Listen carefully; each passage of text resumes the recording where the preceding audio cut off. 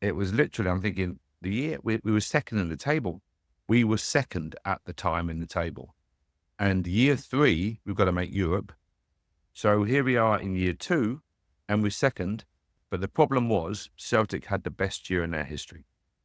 So this was the issue, Ian. It's not fanciful numbers, but when they got players on 20, 25, 30, 35,000 pound a week, and we've got players on 2, 3, 5. I remember, I digress, a journalist saying to me, how could I justify paying Nico Cranshaw 25 grand a week? Ian, Nico and I laughed our socks off. Nico was on a fraction. He was on a fraction of 25 grand a week. Nowhere near a quarter of that. To act in that way. And I've often said on radio, and so, if they could show me one phone call, if they could show me one email, obviously show me a letter, I'd love to see the letter. I've never ever resigned or given any inclination to that respect. And therefore, when this happened, you can imagine how surreal it felt, because it's Rangers. Rangers are all about acting with dignity and respect and professionalism. And this was the first time, Ian, that I saw this and went, no, this is wrong. This is so, so wrong. And I wanted, and of course, the fans who believed, as you said, there's two sides to a story.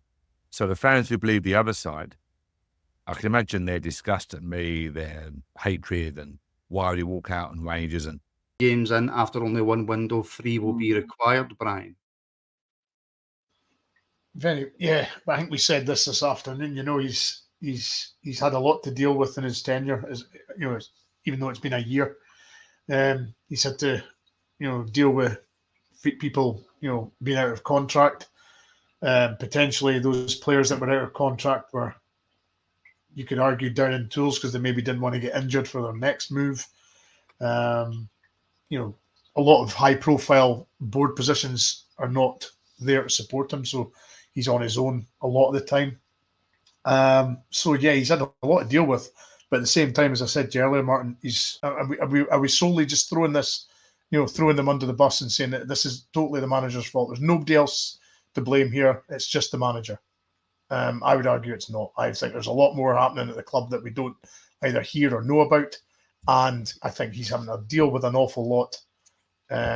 So it's just and as Kieran said earlier, I just don't see, everybody's saying we're short of money. If we get rid of Clement, that's more money down the pan, then less for the next manager, and it's just a vicious circle. It's just we're just going to go down the circle. A lot worse. I don't really want to, imagine where that may lead us, but it might get a lot worse before it gets better. I don't really know where to go with this, right? I get that it's not been great over the last few years. I get that we haven't built the best squad. I get we haven't had the best squad management. I get that we have effectively no members above the manager. We've got no academy director, no director of football, no CEO, no director of football operations. We've got a stand-in chairman.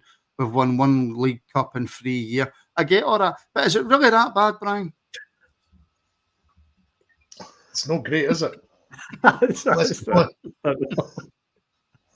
no great. Is it really that bad? Can I just say, guys, the more depressed we get, our numbers go up.